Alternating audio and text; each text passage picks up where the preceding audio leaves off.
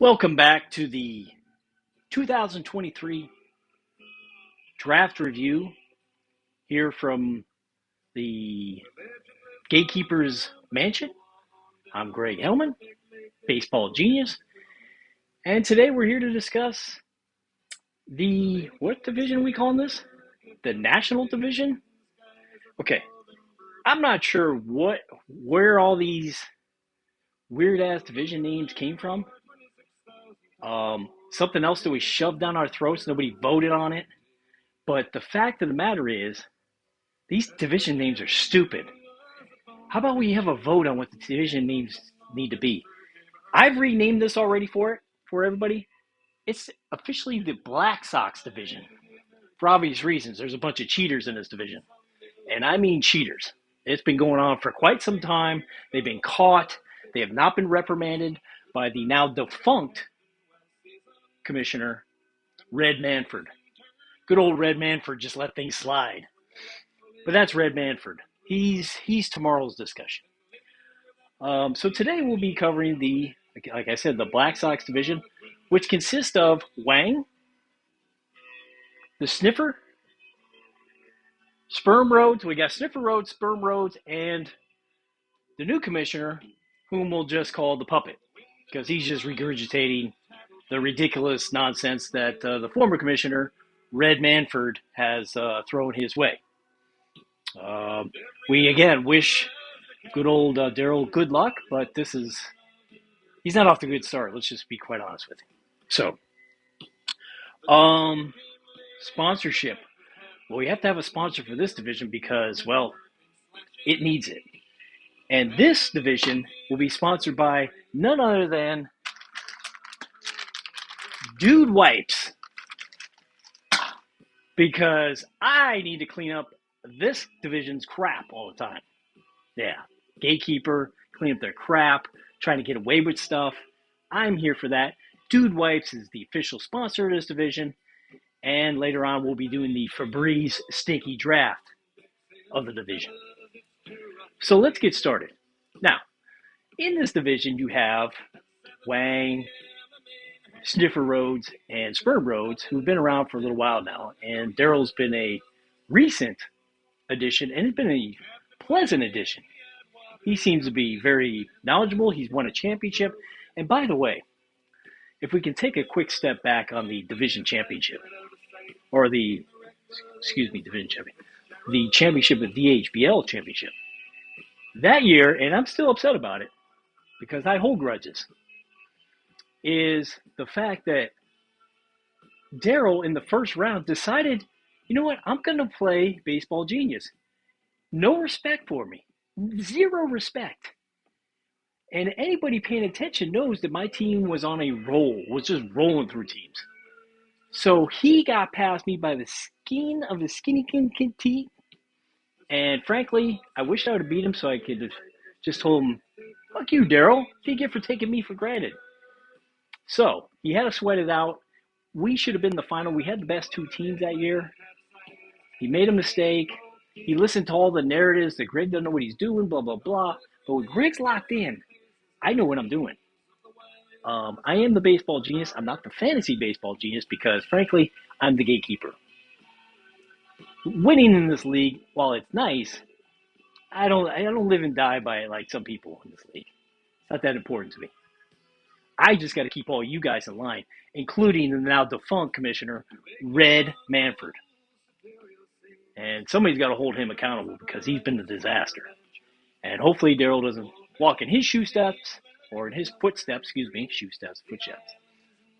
he's a lot better. We'll see. He's not off to a great start. So let's review the draft, shall we? So looking at Wang's team, we'll start with Wang on top.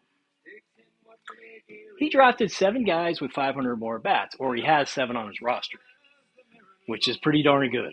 It's pretty good. The thing about Wang is he's very good at managing his roster. I hate to say it. It must be that little extra toop he's got up there that makes him think and be brilliant in his decision making. But he seems to know what he's doing, whether he has a good roster or a bad roster. So I give him props for that. I love the guy, but it's baseball season. Fuck you, Mike. Anyways, what I've noticed about Wang's roster He's got a pretty good offensive lineup. Let me pull up his roster real quick. He's got solid catcher in Sean Murphy, C.J. Cron, Brandon Lowe, Manny Machado, Bobby Witt, Adolis Garcia. Okay, who the fuck traded him that guy last year? Who did he rip off? I can't remember who it is off the top of my head, but not only he bent over whoever it was, didn't use lube, just took Garcia from him. That dude's been a stud. Whoever traded him, you're an idiot. Springer, he's got Winkler there right now. Let me see his bench. Oh, he's got Austin Riley in there. Some of his other bench players are not that great, but he's got a solid starting nine. Got good speed, good power.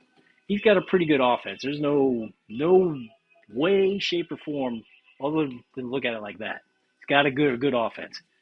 The problems is when we start to look at his pitching, whoa, because he drafted Musgrave in the 3rd round. Okay, let me just tell you something.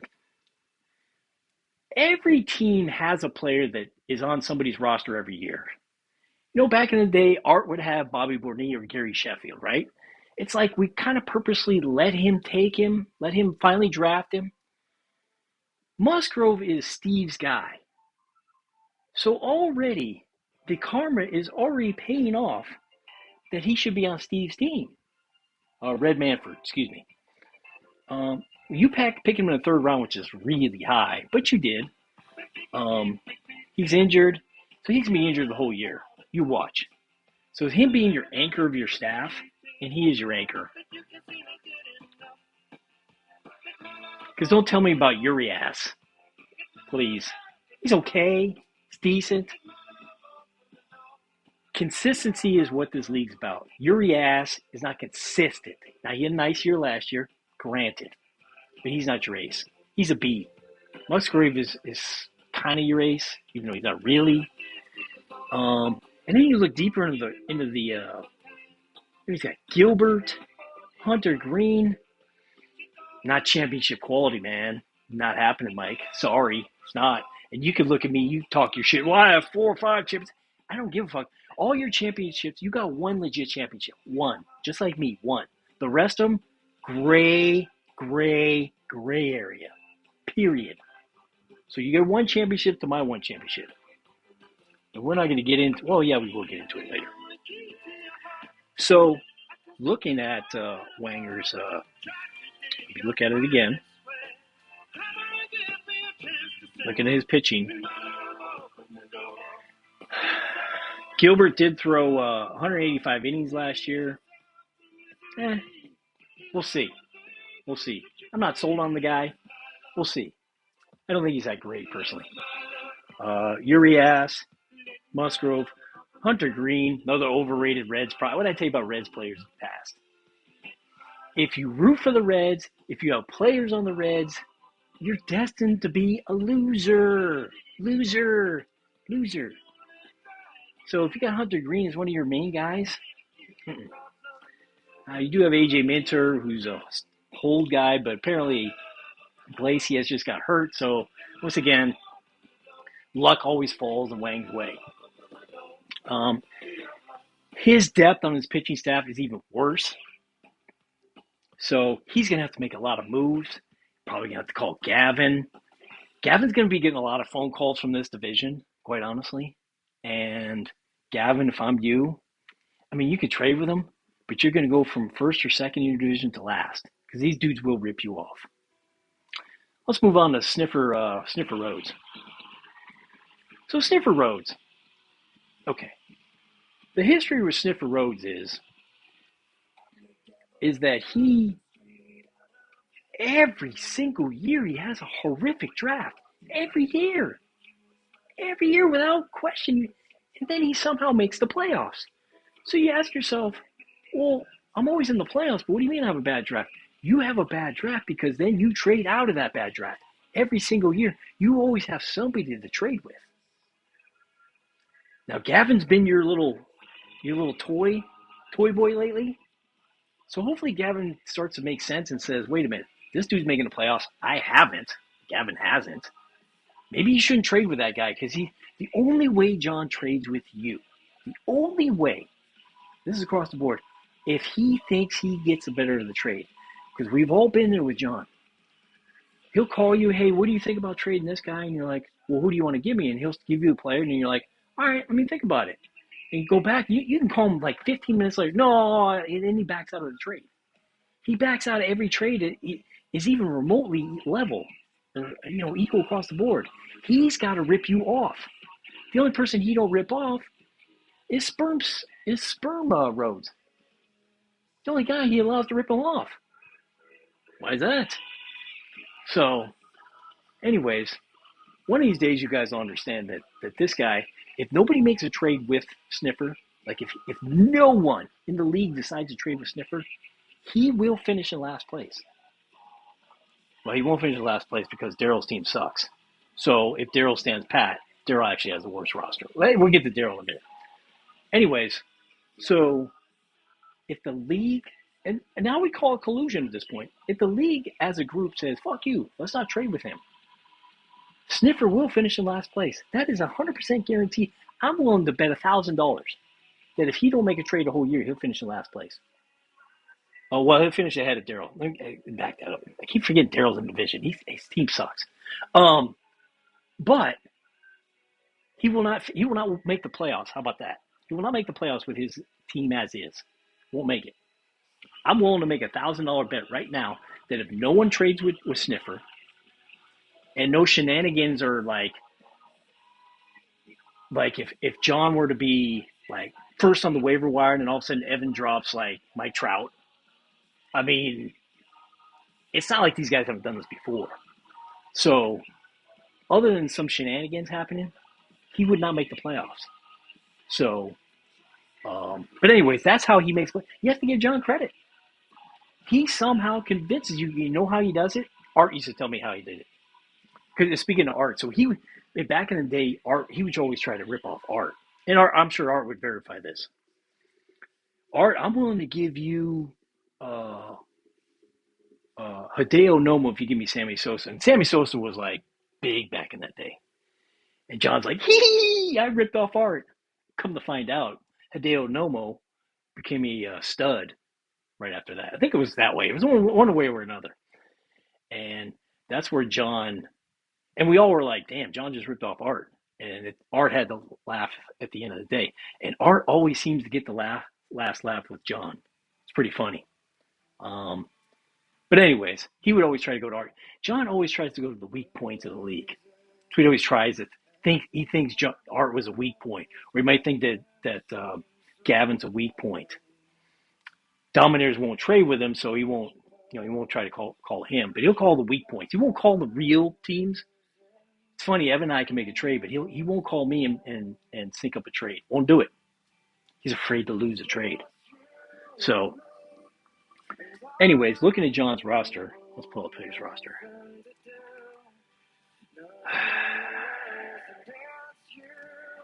Again, John started out pretty good. I actually liked his draft through 2 rounds.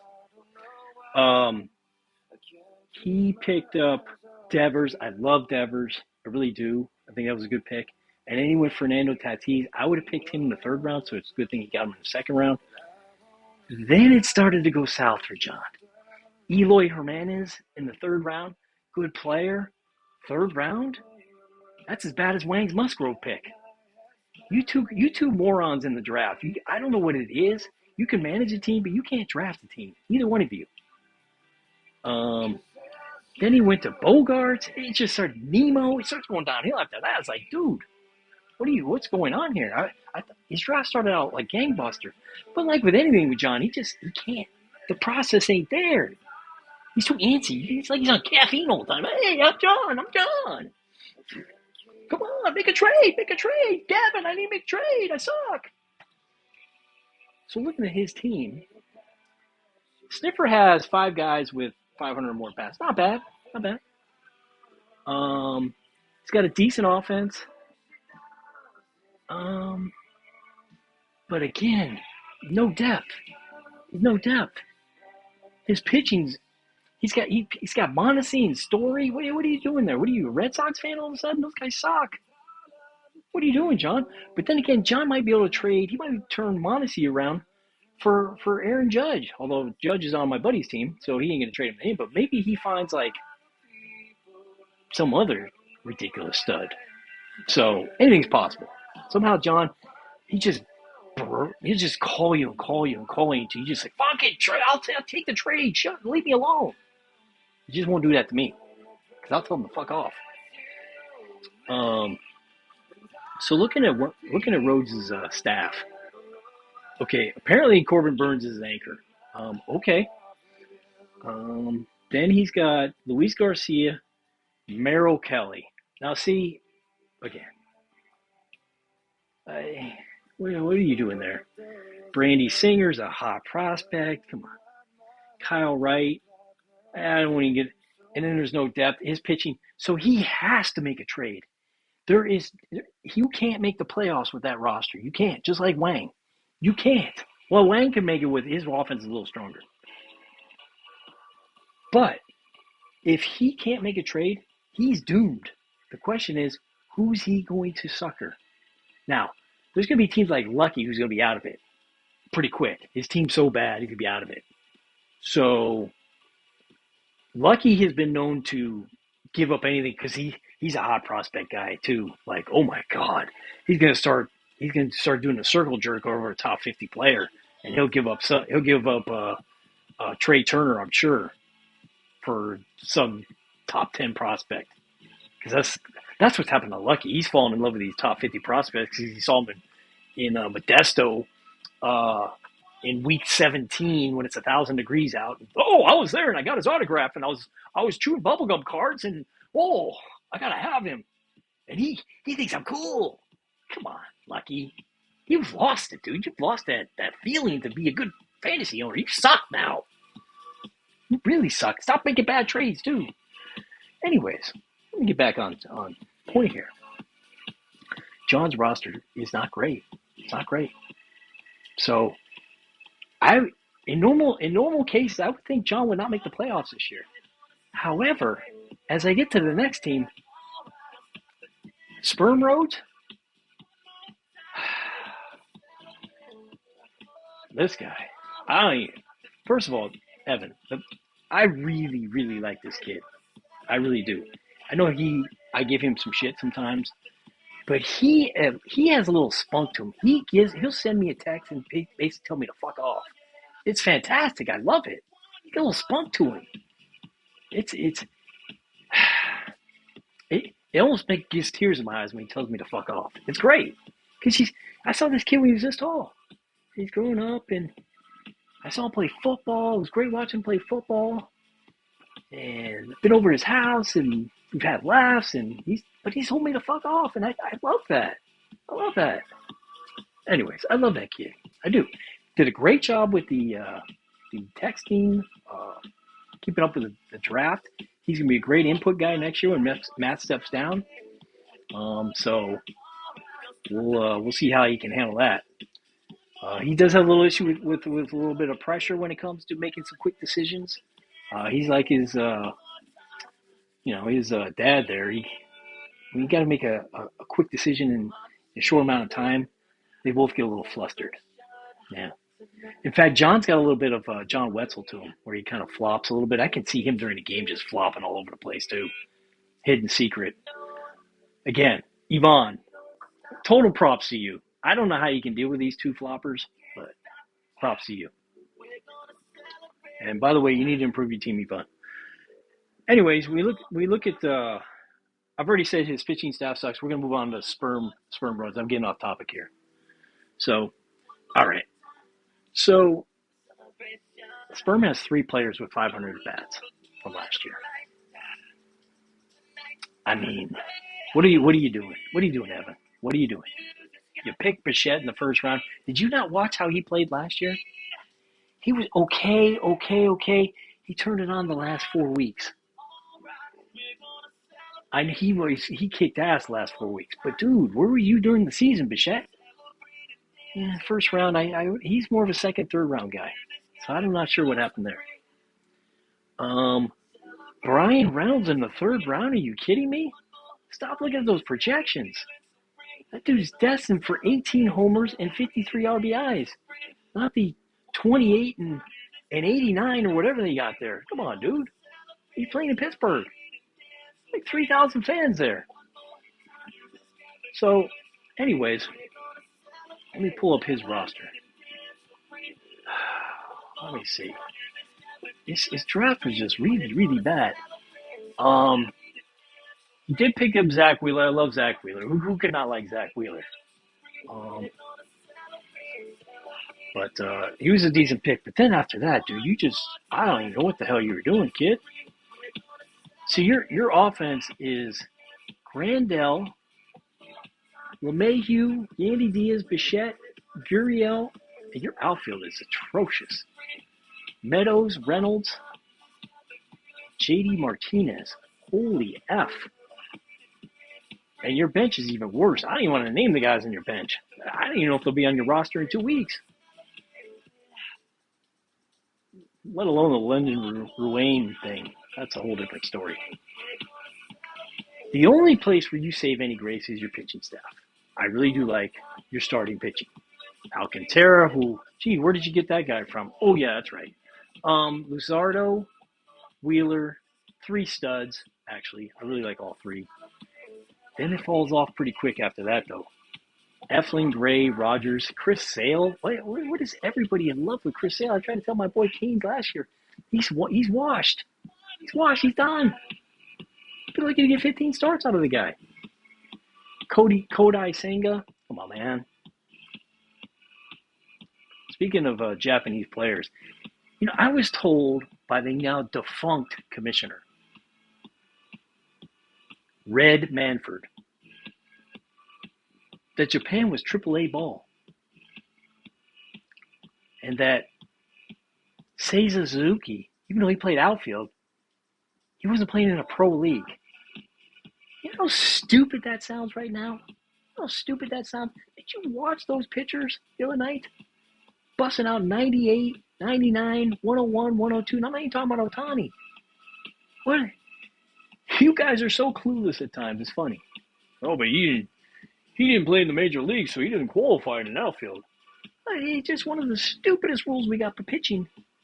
They qualify at starter, no matter what.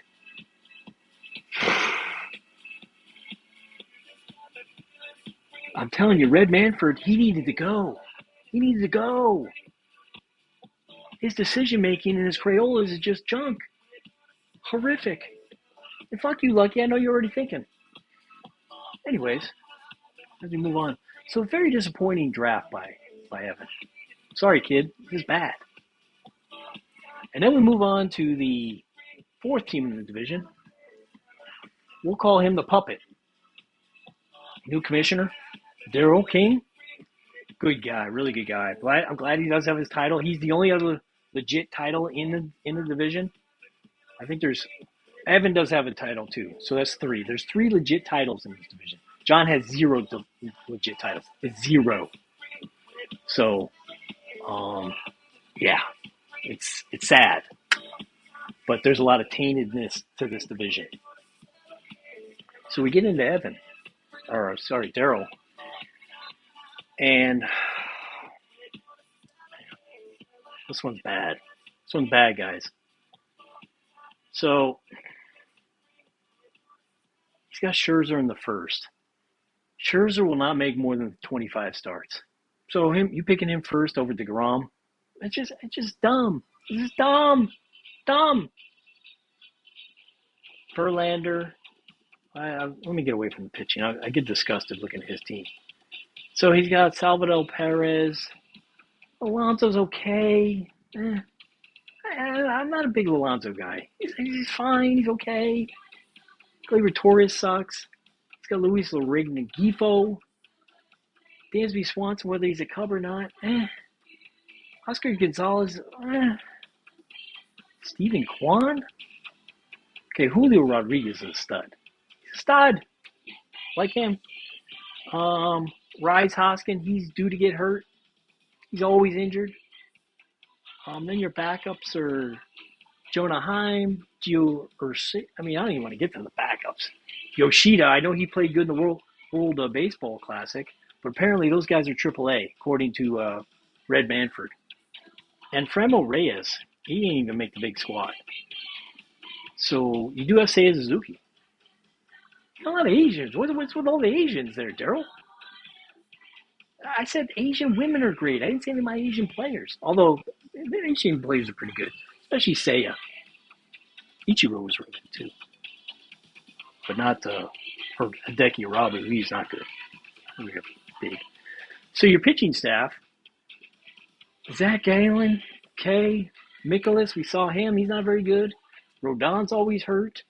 Scherzer will get hurt. Verlander's like 70. Are you gonna get 30 starts out of him? No. Josh Hader, it's a gas can. I mean, and then I don't think you should go with your backups, dude. They're garbage. Daryl, what the fuck, dude? You get in the captain's chair and all of a sudden you can't draft? What are you doing? My advice to you, Daryl, is stop listening to Red Manford. Don't take any advice from him. You're going to have to do what you do and how you got to be good in this league, because you started out slow. You figured things out, and now you're starting to go backwards, dude. Don't do that. Don't do that. So I'm really disappointed. So looking at all 4 drafts, and quite honestly, as we give the Febreze stinker draft of the division board, if you take into account that Evan was doing the draft, on Twitter on the text, he was having a hard time. So it's not easy to do both things, I guess. Daryl's now in the captain's chair. Can we blame him? But he didn't really do a lot during the draft. He was almost silent. So you can say he had a shitty draft too. Then look at John. John always has a shitty draft. So do I pick him? And then you look at Wang, you're like, you expect more out of Wang, and he had a shitty draft. So like, which of these goofballs do I pick? So you give it to all 4. All 4 get the Febreze crappy draft of the division. All 4 of you.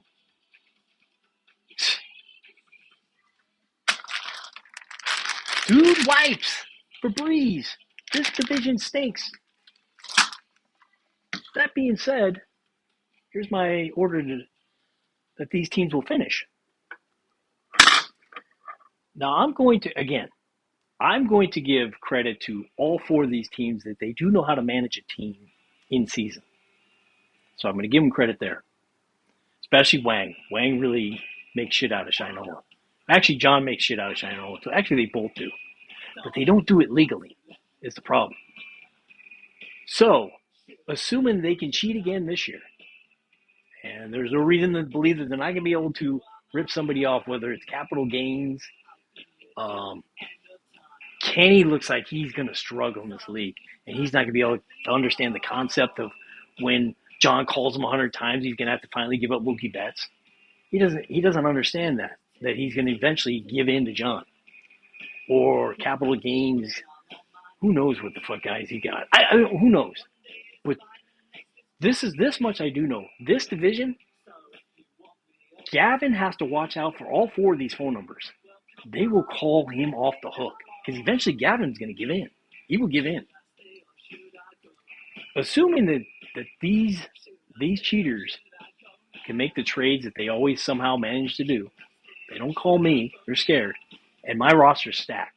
My roster is beyond stacked. Again. But they won't call me. Oh, wait, we want Acuna. Wait. Oh, they want Acuna. That's right. Yeah, okay. Anyways. So, the question is, assuming that all these guys can do their dingleberry trades, I predict the division will finish like this. Wang, again, will be able to manage to first place.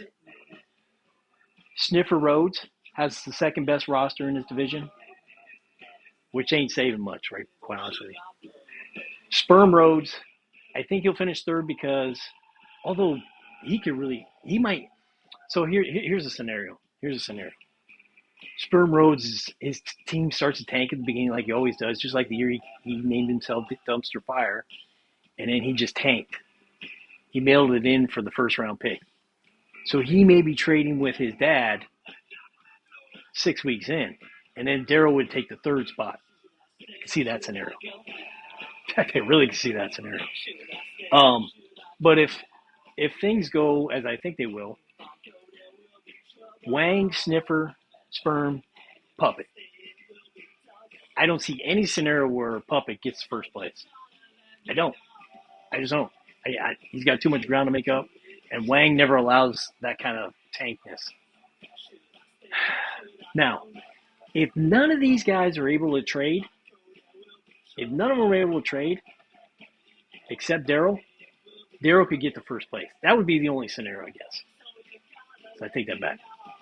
But Wang, Sniffer, Sperm will all make ridiculous trades. Gavin will go from the top heap down to the bottom heap. Capital Gains will stay at the bottom. And who's the other guy? Oh yeah, Sonic Hedgehog. Kenny, don't feel under the pressure, man. They're gonna call you. They're gonna call you for what player you might have. It's gonna happen. So, anyways, that's my draft review of the Black Sox division. Tomorrow's obviously the greatest division, and I get to recap Red Manford entirely. Can't wait for that one. Peace.